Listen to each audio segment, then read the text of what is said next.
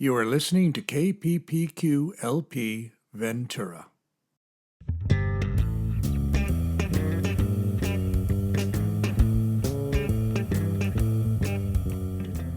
Welcome to Creator's Corner. I'm your host, Bob Telford. Creator's Corner is a show that focuses on the arts, music, and theater and the people who make it. Ventura County is chock full of artists, and we hope to share their thoughts and journeys with you. So let's get started.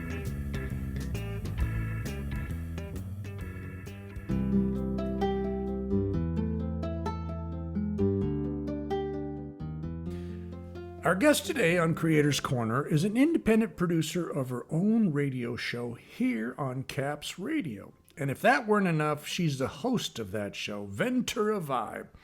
She shares local events, people, and places with her listeners.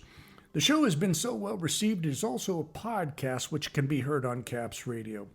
Please welcome to Creator's Corner, Nadine Piche. Nadine, welcome. Hello. So, I like to start off with a question that gives me some insight into my guest, and that is, where do you hail from? Originally, I'm from Montreal. Wow. But my family moved here when I was very young, so I feel like I grew up in Southern California. Right, and I think you had mentioned in one of our conversations that it was like various places in California, but eventually, because of schooling and whatnot, you kind of gravitated up to Santa Barbara. Yes. And then after you finished your schooling, did you stay there in Santa Barbara for a while? Or? Yes, I lived in Santa Barbara for about 15 years. Right. It's not hard to like. Oh, it's so nice. Yeah. And then what brought you to Ventura? I had a baby. Ooh. An event. Life-changing event. Now, do you have just one child? One child. Yeah. And boy or girl? Male. And he's an adult now.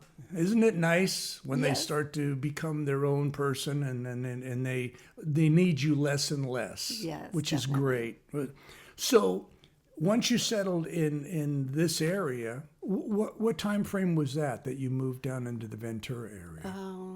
About 2003. Mm-hmm. We bought a house and raised our boy here. There and you go. Yeah. Created we connected with a really nice community. Right. No, that's fair. Well, and it's funny you mention that because I find Ventura just to be truly, I don't know what it was when I first moved up here, but it was like I would wander around and talk to people and see things, and I go, I'm not in LA anymore. Yay. And happily so. Yeah. So let's talk about Ventura Vibe. How did that come about? How did that come about? Well, I think I was listening to a lot of podcasts and I liked the format and I decided I want to do that. So I thought, well, Caps, they have a lot of production classes. My son took a digital storytelling class. Oh, sure. And so I knew about them. I knew they had equipment. And I thought, well, maybe they have some resources for me. So I went in there and I met Elizabeth. And right away, she sold me on doing a radio show. Right. And then I could turn it into a podcast. And I thought, oh, okay. I hadn't even considered radio. Right. You'd think that they'd be so similar, but radio has a format. It is very different, very so I different. thought, well, yeah. okay, I'm going to learn about this. So I took the class, and that was in like the summer of 2017. Right. And I didn't know if I was going to continue. I thought, I don't know. There's lots of buttons to push. There's lots of equipment to learn, but I stuck it out. And I think they were even surprised that I came back and I said, I'm going to do it. Good for you. Yeah. It's fascinating because at first glance, you're looking at all this and thinking, I'll never be able to do this. I'll never be able to do it. And quite frankly, it isn't that big a step. It's just knowing what button to push and when, and knowing, if you got to pot up or down as far as the volumes and stuff like that. But what made you gravitate to this particular format of talk and exploring events, people, just the general vibe of Ventura. What brought you to that? My first show was an 8-episode limited series. It was on special education, and I thought it was interesting, and it took a while to produce. I learned so much, and I learned about producing for that show. And I loved learning, but it wasn't super fun. And I wanted to continue doing it, but something more fun. And I thought something about Ventura. I love Ventura, and it would be this vehicle to get to know my hometown, my new hometown better, and to connect with the community. Yeah. And it really did do its job. So I think a lot of people like to open up when there's a microphone. Some people do, and it's a fun event, or they get to talk about something they're passionate about. Yeah, it's fascinating that your desire to get to know your community more. It's basically the same premise on which I, used in my wanting to move forward with this, and it's a lot of fun. So as the producer, you're the host, you're producer, you're doing everything. How do you go about finding the guests and or topics? I mean, where do you find? How does the process work for you in that area? I see what events are coming up, or the events aspect actually came later. I just started with do what you know and hit your friends first. And my first show was really fun with Heather King. She is an outdoor education expert. Wow. And so I had her on, and we had so much fun. And it was the show for me that broke the ice for my producing the community show. So from there, I just, what do I want to learn about? Or, and she pointed me to other nonprofits, and talk to these people. So I talked to those people and interview them, and then they would point me to other nonprofits in the area. So it just kind of graduated out in little ripples. So it started off, the first thing that happened was when you did that first show, it made it fun again for you. Yes, definitely. And second of all, you were interested in finding out more about your community, and I'm sure your audience was, that's the same thing that they would want, which was what I was finding as well. And the fact that it would blossom. Talk to one person, they got 5 people to send you to. And pretty soon the community, it just keeps growing and growing and growing.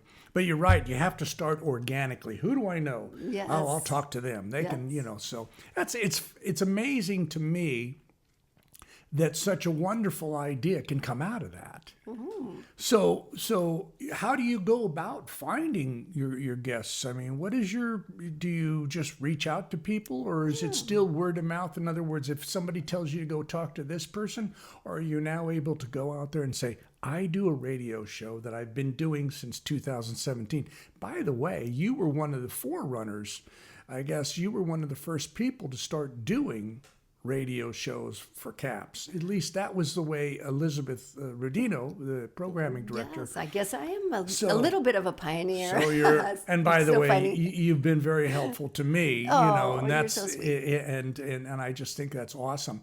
So how do you go about? Do you have to step outside of that comfort zone to get your guests? Yes, all the time, Yeah. all the time. But so it's non-commercial radio. Right. No one gets paid. Right. You do what you want and what interests you, and that's the most fun. Isn't it wonderful? Yes. It's just so freeing to be able to do Yeah. that. So the other thing I wanted to ask is that you already mentioned this, which is there's a lot of work that goes into doing a show yes. like this. As a producer, you have your responsibilities. As the host, you have your responsibilities. And then, of course, after you've made the show, what I say is after you've recorded the show, then you have the editorial process, which Yay. means putting on another hat. What do you like best about doing it? Do you like producing? Do you like hosting? Or do you like doing the the background work of editing and whatnot. I love all of it. Good for you. I do. Good for you. Every little aspect has its own charms and its own challenges. See, that's the way it should be, you know. Now, you mentioned earlier that you have a son, you're married, and how do you balance having a show with having in other words, we all have responsibilities, and at some point we reach that, I would call it tipping point, where we've got so much on our plate that it's like now we're juggling. So how do you manage all of that? Is it fairly easy for you? Well, as you get more confident in your abilities, you get more efficient. So it doesn't take as long as in the early days. It would take me a long time. Right. So I've kind of cut back on how many shows I submit. So sorry, Elizabeth. Now that I have 72 in my repertoire, she can rotate through the shows, and I give her some when I'm ready. Good for you. Yay. Good for you. Make it work on your, on your level there. So let's talk a little bit about the demographics. Who would you say who's your audience? Do you have Friends and family. Is that really what it boils down to, is friends and family? Maybe so. Yeah, see, that's the thing that I often wonder is, do we know who our listeners are? Do they even know? I mean, so many people will, when I say Caps Radio, they have that look that comes over. And it's like, yeah, radio station here. What do you mean here in town? It's that kind of thing. And so it's a fascinating conversation. So do you have in your head, do you know who the people are that you're talking to, that you're bringing a guest in? Or do you have any kind of vision who it is? Or is just you're presuming that the audience? Yeah. We're talking about the audience? Yeah. Oh, I would say probably people who know me or know of me from friends.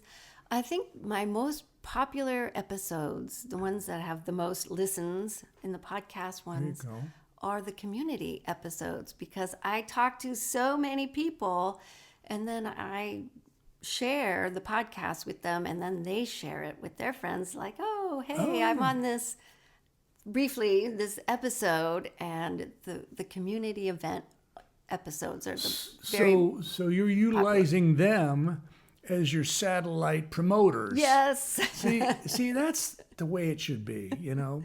They had such a good experience. They want to share that experience with other people, because it's funny. Sometimes you turn around and you hear about an event, but it was last weekend, and there's really not much. So when the events do occur, do you kind of look through and say, oh, this is coming up, maybe I should reach out to them? Is that part of your research as a producer? Yes. Like Art Walk, I know it's in the fall. So I did 2 shows on Art Walk. And the first year, I just had Marie Lakin in the studio kind of previewing the event. Mm-hmm. And then the next year, I said, I'm going to do the event at the event. And I actually interviewed her a little bit before the event at her home. I brought my portable equipment. And so she gave us kind of a little preview of coming attractions. And then I went during the event and interviewed, 20 people. Wow.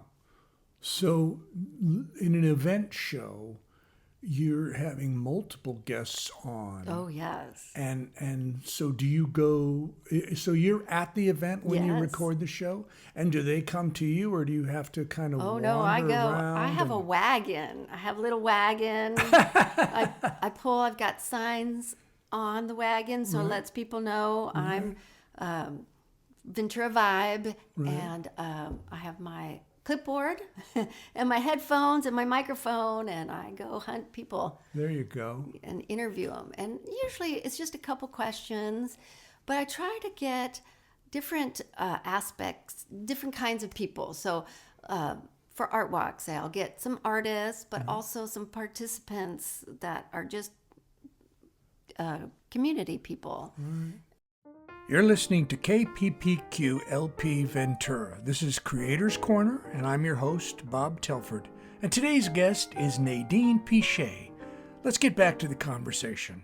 Art Walk is hard because there's a lot of different venues. Oh, yeah, it's spread and it's out. a 2-day event, so I hit, many venues last year. Right. Have you ever done farmer's market? Yes. And what was that experience like? That was one of my first community events. Yeah. And that was a good way. We set up, me and Karen, we set up a table and a tent right in the heart of the farmer's market. Which at that time, was it in the parking lot there? Or? No, they had just moved to Main Street. Oh, yeah, which I love the way that's set up now. So it was so fun because people came to watch the interview. Oh, yeah, sure. And you could hear people walking by, and one person was just right there wanting to listen and take it all in. I was like, okay. They don't need to hear the show on the radio. They saw it in person. Exactly. And the mission bells went off. It's very close. Wow. And it was just so fun. Yeah. And that's when I got hooked on the community events because it made it really fun. And that was one of your earliest shows? Yes, for the community event aspect. Gotcha. Now, when you interview guests, just one individual, do you do it on location, or do you have them come into the studio? What's your approach there? I have done a variety of ways. So I started off in the studio, and then it's hard to schedule sometimes. So then I thought, well, I'll get some portable equipment and go to them. So you tell me when you are available and I'll be there. Yeah. That worked. And also I've recorded in my home and I've recorded over Zoom. Oh, so you have used Zoom, because I yes. know that there's been a lot of pushback from people for not anyone specifically, but a lot of people go, well, I don't like Zoom because it has that sort of electronic-y vibe. The sound isn't as good. But I've never had any problems with it, as long as if I'm on a good microphone and the guest that I have is on a good microphone and there's no interruptions, no exterior sounds to get in the way, and they've got a good signal, good uploading, signal. I think it's perfectly, I remember doing projects via Zoom during COVID. That's what COVID really did hammered everybody. And the fact that Zoom became extremely popular because of that. Yes. We all benefited by that luxury of going, I can talk to you from my home and you're in your home, and we don't have to go anywhere. In fact, we don't even have to put on clothes if we don't want to. Just put on a shirt and you go to town. Yep. If someone came to you and said, Nadine, I'm thinking about doing my own radio show, what would you say to them? What would be your sage advice? The first thing that you would throw out to them, and this is what you need to do to get started. I'd recommend the class at CAPS. It's wonderful. I learned so much. It's very short. It's not a big commitment, and you get access to professional equipment and professional radio broadcasters. Yeah, it is fascinating, because you think it's going to be this long, technical, thing, and you're just going to be totally overwhelmed by it. But it really isn't. I had Elizabeth was the one that led that for me. I presume it was for you as well. Mm-hmm. And I found it to be very straightforward. Yes. And it's fascinating how accessible CAPS is. Yes, and there's a lot of support and a lot of very knowledgeable people willing to support. Right. How do we make the community more aware of CAPS? Has there been any conversation with you and maybe Elizabeth or anybody else over there? What can we do to let more people know about this, which I think is a very well kept secret, because, as many people as I've talked to, most of them haven't got a clue what I'm talking about when I say CAPS radio. You know what I'm saying? So what would you do, or what suggestions would you make that might be helpful to that process? Well, I find people in my circles tend to know about it more. Really? Yes. So I think just getting the word out in your social media circles and your network. Right, because most of the people that you interact with are already familiar with you and what you're doing, so it might be that that's the entree into the bigger world of CAPS media. So, Maybe so. interesting. My son went to Foothill. It was right across the street. Right. And there's a big community there. And the college seems to know about Right, it too. right. So. Now, is your son involved in any kind of production? He was. During the pandemic, he had a YouTube channel, I think. Right, right. I would ask him to help me with the I think most production.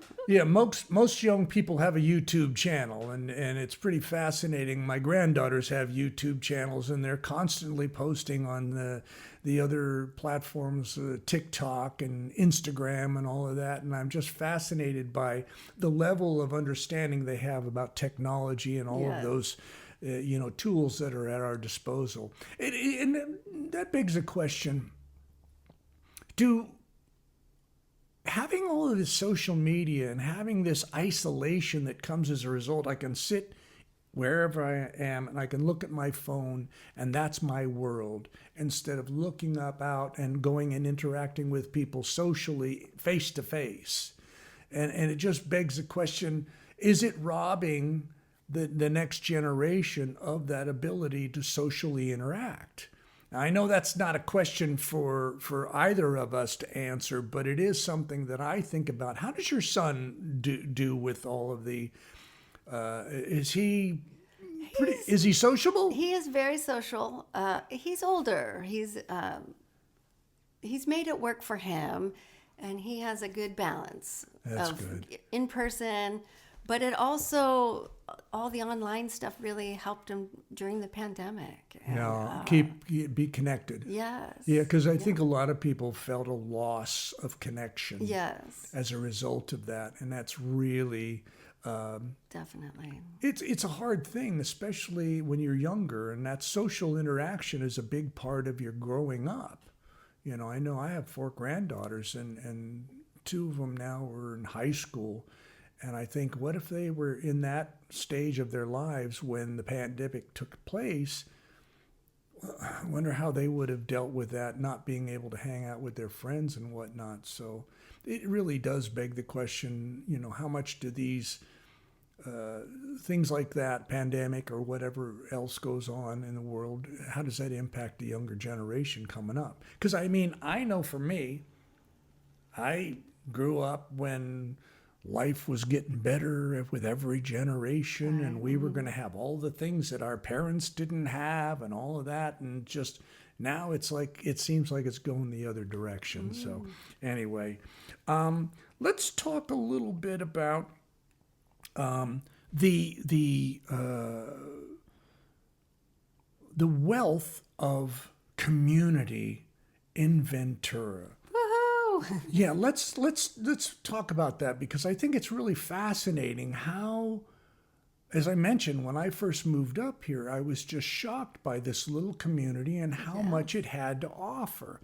And I'll give you a good example too. I found out about the Ventura County Museum. Oh, wonderful. And I would tell people, oh yeah, I went to the Ventura County Museum. It was great. And they're looking at me again. They're looking at me like, what am I talking about? What's, they had no idea. And so it's amazing to me that all of these assets exist, and yet nobody knows about them. I've had conversations with Friday Gretchen, who, works there, and she'll say, we get it all the time. Nobody knows we're here. And I think, well, that's a sad commentary, but do you think your show helps to heighten the awareness for, things like that? Oh, maybe. I hope so. Well, and I know about them. I was just going to say, is that your purpose? Was that your purpose going into this? I was would love- more than just, I get to do something where I get to meet people. I think it's a greater, asset to say, look what look what I told these people about, and now they're going there and they're enjoying all of these, events, whether it's farmers market or, by the way, there's 2 farmers markets in Ventura. Yes. There's the Wednesday one over at the Yes. plaza, which, I kind of don't go to. And then there's a Saturday one, which absolutely in a heartbeat I'll go to. But it's fascinating how many people don't know about all these things. And if we, as producers of shows, can help to enlighten them to these activities or to people, for example, when you talked to Marie Lakin, Art Walk is a big deal. It is. It's a fantastic event that Ventura hosts that you will never see anything of this caliber in any other small town. Even a big city isn't going to have something as well curated, and just the participation by merchants, by everybody. Well, a lot of planning goes into that over a long span of time. Yeah, I can't imagine. I would say that they probably start the minute that the show's over, they're already planning next year. I would believe so. Yeah, because I know for a fact there have been projects that I've worked on that were like that. So it really does, challenge. You talk about what you and I have to go through just to produce a show. Imagine, if you will, having to bring all of these people together and make them gel. Moving forward, are there any things? Is there something that you want to do? What's the next step for Nadine? I'm gonna keep moving forward and doing more community events. I want to do the St. Patrick's Day Parade one day. You missed it. It was last Saturday. I attended. I thought, I gotta do it as a community event. The other one is the 4th of July. Yes. What do they call it? The Push 'em, pull 'em. Yeah, parade. I did that once on my bike, Ah, and I was like the oldest one here on a bicycle. It was all these little kids, and it was good fun. But so the St. Patty's Day parade would be one. some parades. Yeah. More community events, and just getting out there and talking to people. Now, with the luxury of not having to deliver as many shows, you mentioned that earlier, it allows you to spend a little more time thinking about the next show that you would like to do and planning that next show. So I would imagine that's a luxury that most people don't have. Yes. Because otherwise it's this delivery schedule that you're required to adhere to. Before we sign off here, Okay. social media sites that Nadine is featured on that you would like to share with your audience, with my audience, so that they can say, I want to find out more about Nadine Piché. Oh, okay. Whether it's Ventura Vibe or just Nadine as a person. Well, Ventura Vibe you can find on Instagram. Just search for Ventura Vibe 805. Well, I have to tell you, this has been a true joy to sit and talk to you. And by the way, I have to thank you because you took the time to sit down with me and explain some of the hurdles that you jumped over, and that it was very helpful to me to know, okay, so I'm not the only one that's having, yes. I see, that makes sense. And I truly appreciate it because it took a lot of the angst, because I know what it's like when you're doing something for the first time. You want to do it right. You're not sure what you're doing. There's that uncertainty that sort of nags at you. But when you took the time, it changed my whole perspective on this. So I have to say thank you.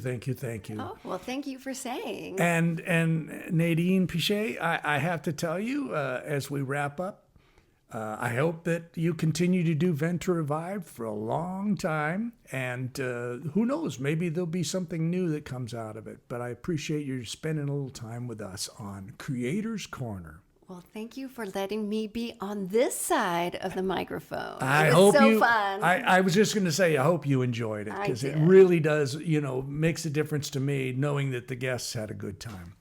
Thank you so much. What an amazing time we've had. I can't wait to share our next guest with you. Many thanks to Caps Radio and KPPQ LP Ventura. So until next time, stay safe, be well, and have fun. See ya. This is KPPQ LP Ventura.